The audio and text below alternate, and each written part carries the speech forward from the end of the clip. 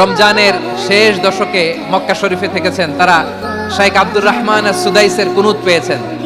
যারা পেয়েছেন অথবা কেউ টিভিতে ভিডিওতে দেখেছেন, শাইখ আব্দুর রহমান সুদাইস 27-এর আলোচনায় 45 মিনিট থেকে 1 ঘন্টা দোয়ায় কুনুত পড়ে। আল্লাহুম্মা হদিনা ফিমান হাদাইত ওয়া আফিনা ফিমান আফাইত ওয়া তাওয়াল্লানা ফিমান তাওয়াল্লাইত ওয়া বারিক লানা ফিমা আ'তাইত ওয়া কিনা ওয়াসরিফ আন্না বিরহমাতিকা শাররা মা কাদাইত ফাইন্নাকা তাকদি বিল হাক্কি ওয়া লা ইয়াকদা আলাইক।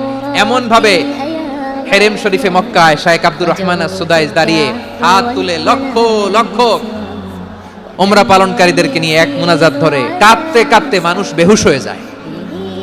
দোয়ার কথা শুনে গায়ের লোম খাড়া হয়ে যায়, হৃদয় বিগলিত হয়ে যায়, চোখ দিয়ে দাঁড় দাঁড় করে পানি নামতে থাকে। 27-এর রাতে মক্কায় শাইখ আব্দুর রহমান সুদাইসের দোয়ায় কুনুত যদি শুনেন, অনুগত হয়ে আল্লাহর কাছে চাওয়াকে বলে কুনুত।